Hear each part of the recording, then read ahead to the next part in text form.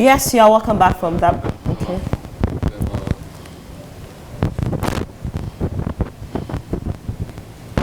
Many thanks for staying with us on Frontline this morning. Just as you know that today is Friday and we always have something special to talk about. Last week you recall that we talked about modesty and fashion, balancing modesty and fashion, and today we'll have a different topic entirely to discuss, and that is the trend of domestic staff. Well, it's becoming a trend now, particularly for people in this generation to engage the services of domestic staff, and we need to talk about the process of recruitment, their treatment, and what exactly is even domestic staff. I think we should first establish that who are these domestic staff behind those sparkling living room, the sparkling kitchen, toilet and bedroom.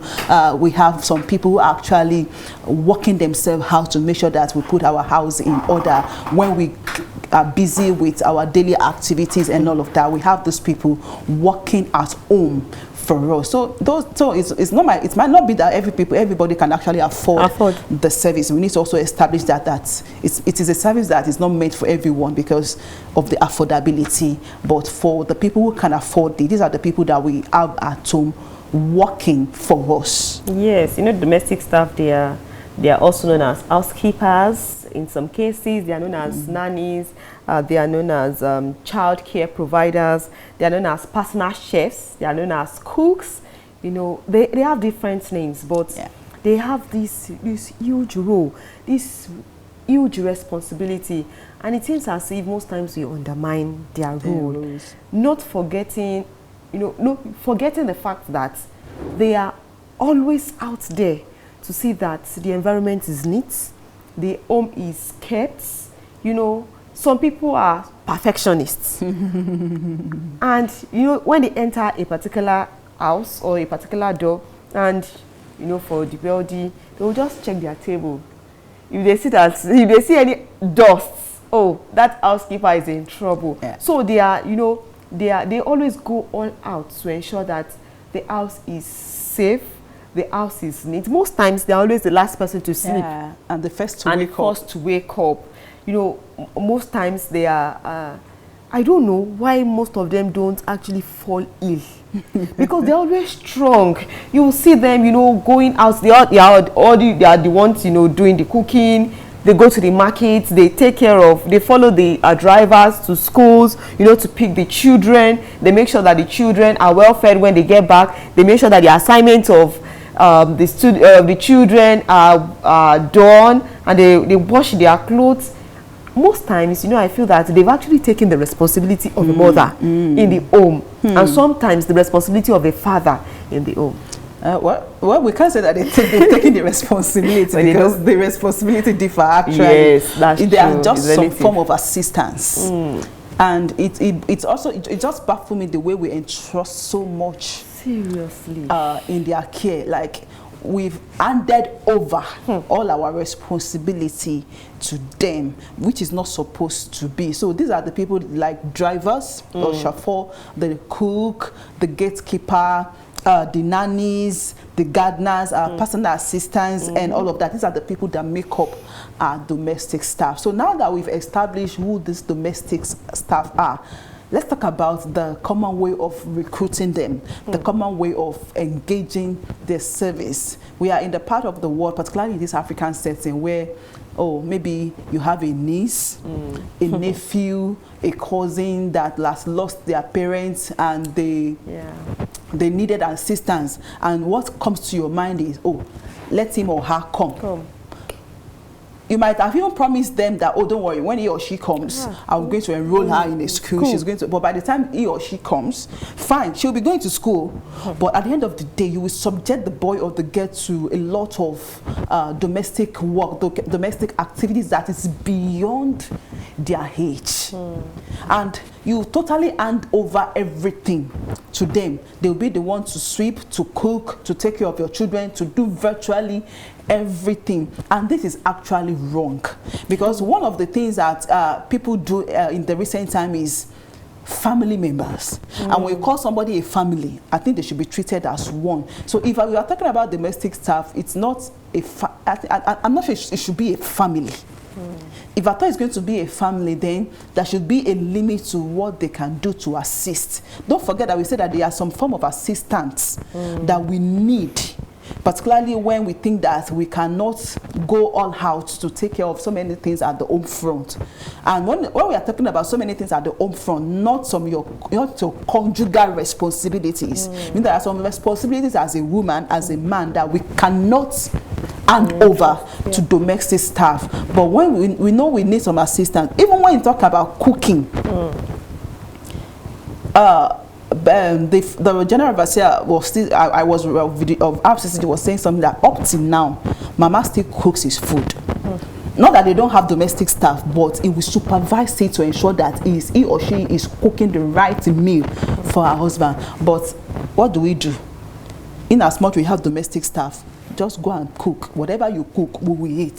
So I don't think it's supposed to be like that. You thought not. You know, you see some ladies and they will tell you, as a guy eating, what did you cook for Oga this morning? Exactly. What about my children? What did you give them this afternoon? You know, this ought not to be. There are some things that we should actually leave, you know, to entrust into the hands or to like a service that they should render for us. But there are some things that we ought not to, you know, entrust into their hands.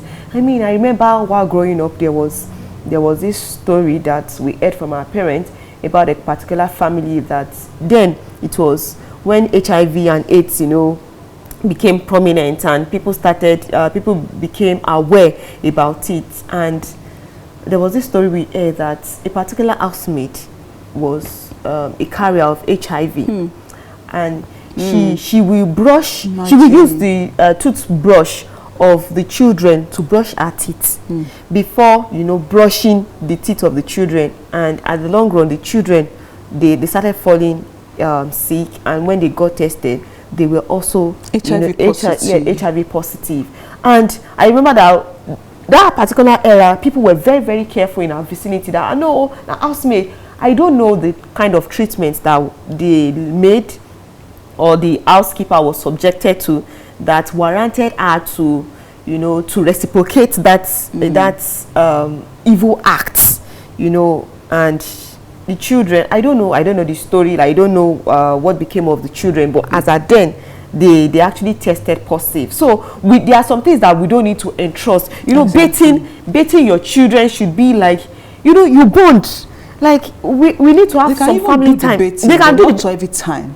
That's it. You know, it gets to a stage whereby your children, you know, they are becoming self-aware and they want to do some things themselves.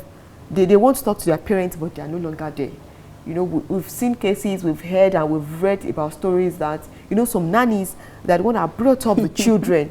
You know, I've read a lot of, you know, stories whereby, you know, growing up and the young one will tell you that they know their nanny as their own mother. Because their nanny is always there. And they call their mommy auntie. Yeah, they call their mommy auntie. The nanny is always there to attend PTA meeting, to pick them from school, to do the assignment, you know, to know when they know the stage.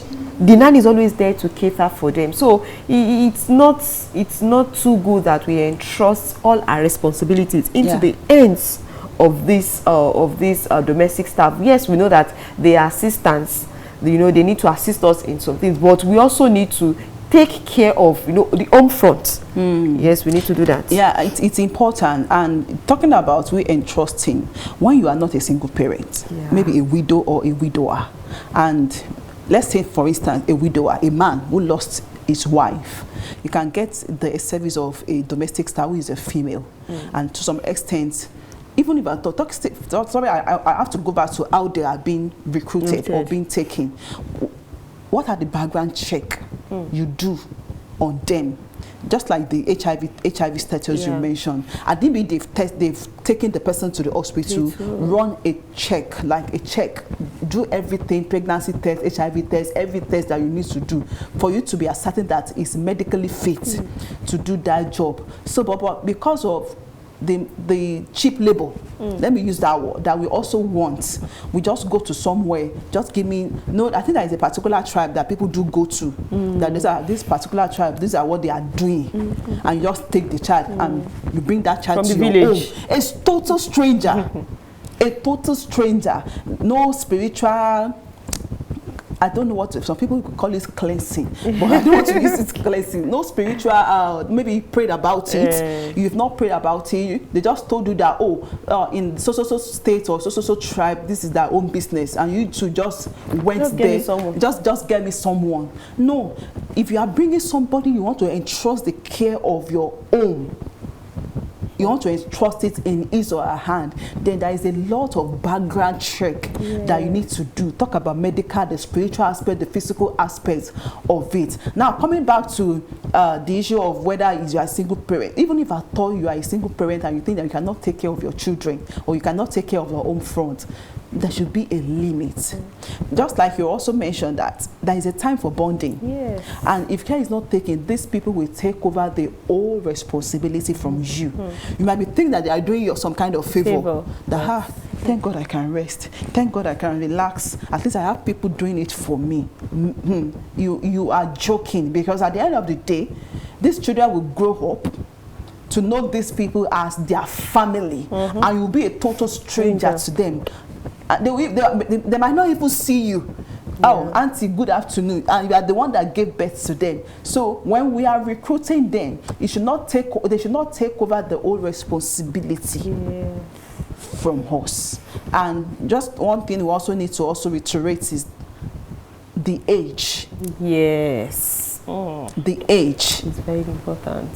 We've seen a lot of videos of underage domestic staff. Child labor. Child labor, that is it. Child labor. Because sometimes we just think that, just get me someone.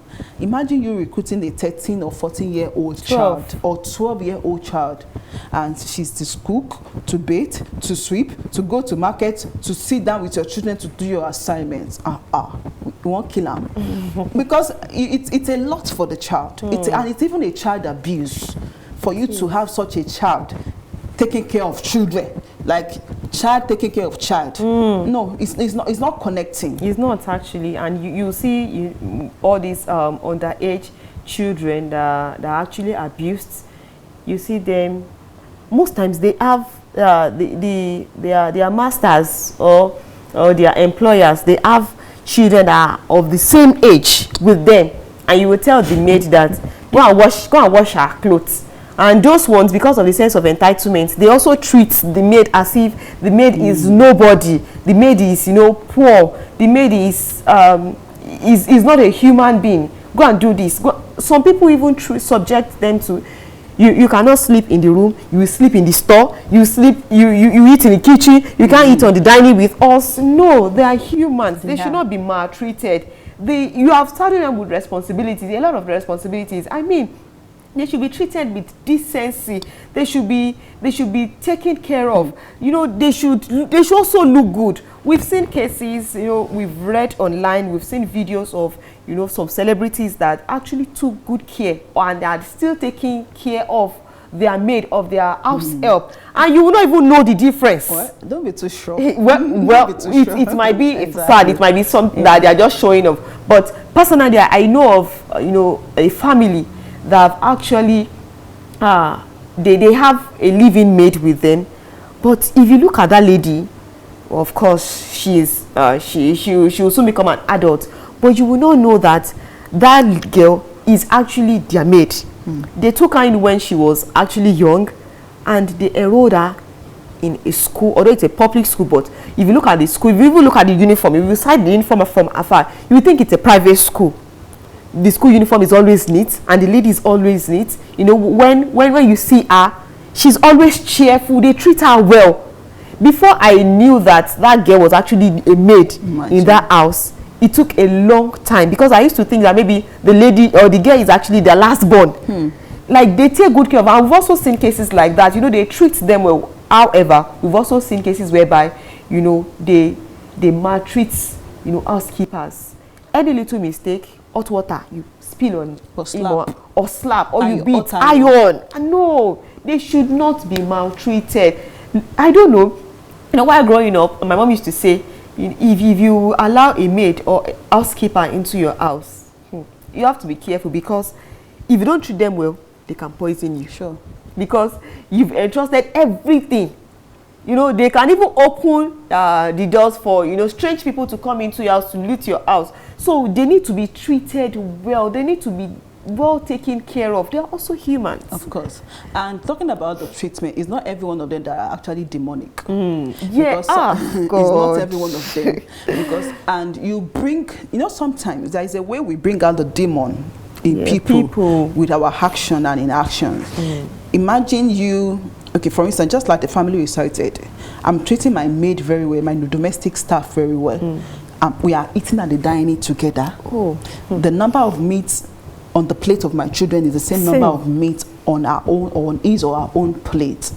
And you think he or she will not go out of our way to take care of my children? But when you maltreat the maid or the house help, and maybe you are even saying that you are not going to put meat on your, my children cannot be eating, and you are also eating meat. No, and your place is even in the kitchen or your room. You cannot eat with the dining. Special plate. And you think when you leave your home and you still entrust these children in their care, she will not maltreat them. She will maltreat them if you bring out the demon in her. So sometimes we have a way of bringing out the bad habits in people with our actions. If you treat them well, it's going to tell on everything in the home. In fact, it's going to take care of your own properties more than how you think or envisage. But when you think that you can just treat them badly, that you are cuckoo paying them. So whatever you can do whatever you wish with them, then they will also show you the other side of them. We've seen cases where a family see the domestic staff choose school. Like, not that they just recruited him or her that just be dead. No, they made sure that they went to school, like every one of them. And the one that do not want to go to school, they enroll him to learn a skills. And today, when those people have made it in life, they will come back to those family every year. I know of that family, every Christmas they will bring things to this family, because those are the people they see as their family. Because they gave them life, they gave them a future. Today they can stand on their feet, and they did not see themselves as someone that has worked as an housemaid or driver or a chef or a cook. They are also now on their feet. So sometimes the way we treat them also matters. When we treat them rightly, trust me, except that the one that has been possessed already, but there is no one you will treat rightly that he or she will not reciprocate the kind gesture that you've displayed towards them. But it is when you bring up all of this issue of, oh, no, you don't have a place here. Do you know that it gets to a point that some of them even sleep in the kitchen? Yes. They don't have a befitting bedroom where they lay their head. They don't have good clothes. They don't have good clothes. They don't plait their hair. This is the clothes that madam is not wearing again. That we just give them. Oh yeah, you can be wearing. You can be wearing it. So the treatment we have to give to these children, our own biological children, and that is the same treatment we should also give to them. And please, like we said, no underage. Don't take aged. Yes. The aged, like, because you think that they are mature, or because they are experienced, and you think that, oh, what if along the line something happened to them, and because this aged that we are looking to, they are getting old, and they might not even be fit for the job. You know, well, we've watched movies. I haven't seen it in like real life, but we've watched movies whereby, you know, the aged fall sick, especially the woman, and the woman will now replace herself with her daughter. Imagine. You know, to continue to serve a family seriously. We really need to take good care of them.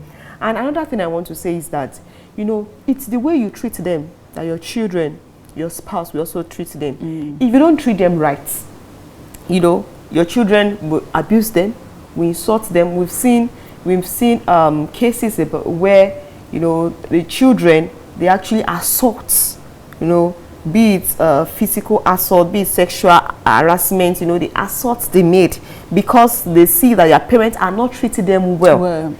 Yes, or they see that, and the way you treat them at home also will determine the way outsiders we treat them. So please treat them with respect. They have right to life, they have right to education, they have rights, you know, to a lot of things. They are free. You know, they are so free that human beings, everything that you are entitled to, they are entitled to as well. It's just that, you know, life just decides to happen to them in another way. So we should treat them with empathy. We should treat them with empathy. Yes, let us try as much as possible to show them love. It is when we show them love that they'll be able to discharge their duties effectively. And you don't need to, when you pay them, you clothe them, you give them what they ought to have, they will be able to do it, you know, willingly, joyfully, even without asking or without telling them what to do. They'll be able to do it, and they will smile. We've seen cases of those people that are treated well and those people that have been maltreated. Yeah, and one thing I also want us to talk about is the gender.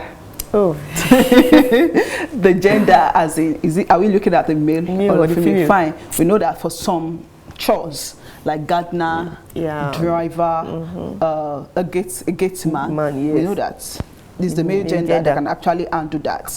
But when you talk about somebody like a chef, a cook, nannies, and we know that is the female gender. But to my other male gender, my female gender now, let's talk to ourselves, particularly when you know that you cannot entrust your female staff in the care of a lot of things. Particularly when you know the weakness of your man. I'm sure we should not use the old mouth to speak. So if you know that, your man has a weakness that you have identified, please don't go for a female cook. If you have moved to, maybe you need an assistant or a living inmate. Yes. Maybe perhaps it could be just something that could just walk in. Like twice in a week. When you are around. When you are around. Even when you are not around, and you know your husband is not around too, he or she can just come in after work. She will leave. But if you are a career person that travels a lot, and you are having a female living inmate, and you know the weakness of your spouse, your husband, I think we should be wise enough to know how to go about it. We are not telling you that, we are not teaching you what to do, but I'm sure that we should also know how to do it. And all that, and it's also the other way around. Drivers. Even because we've seen cases of drivers and the madam of the house having things together. So I think we should also be wise in that regard as well. Now let's talk about the proper way of recruiting them, because I believe that there are agencies, and I think when they are rolling out, they have a contract that they do sign before they take in any domestic staff into homes. I think it should also be if it's not stated, it should be stated that they also have right to good life. Yes. They have right to health services, as in good health services. Don't say that, I cannot use my hospital. Just go and get drugs from a roadside chemist. No. The same hospital that you think your children your family is using, if they fall sick, let them go to the same hospital. So I think it comes back to the agencies that it should be spelled out, like it should be clearly stated in those agreement forms that these people have right to good life, health facilities, whatever that will make life bearable for them. This family needs to provide it. They are not a non-entity, and so they should not be treated as one. You know, another aspect is about their remuneration. We've seen cases whereby they will be paid, the agencies will be paid, and then there will be certain percentage then, or the person that brings the maid or the housekeeper will be the one to be receiving salary, while the maid will not receive anything. We have to be looking at the face of the person that is being paid. No, I believe that the person that is working should be the one to be paid. If if the agency wants to get a particular percentage, okay, it should be on agreement. Yes, but the agency should not be the one to receive the salary, because they are not the one that are working, although they are the one that are, you know, connected with the family, but nevertheless, the housekeepers, the domestic staff, they are the one working. So they should be paid and they should be remunerated well. When we are remunerated well, apart from those people that you said they are possessed, if they are remunerated well, they are fed well, they are well taken good care of, they will not steal your things. Sure. Your foodstuffs will not be missing. They will not pack your foodstuffs and go and give their relatives, because out of the money that you are paying them, you know, they will be able to give their relatives. Of course, they also have, you know, responsibilities, because we told you that they are also humans like us, like we are the same. They have families to fend for, you know, especially the mothers or the women that comes that comes to the house as housekeepers.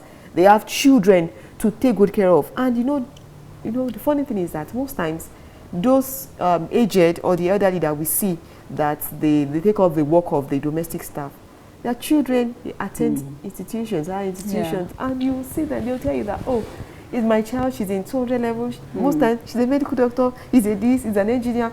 They are striving. Like I mentioned, it's because life just turns around for them in another way. That is why they are doing this. And you know, someone used to tell me that not everybody will be medical doctors. Sure. Not everybody will be engineers. Not everybody will be lawyers. Not everybody will work in the office. Not everybody will own a skill.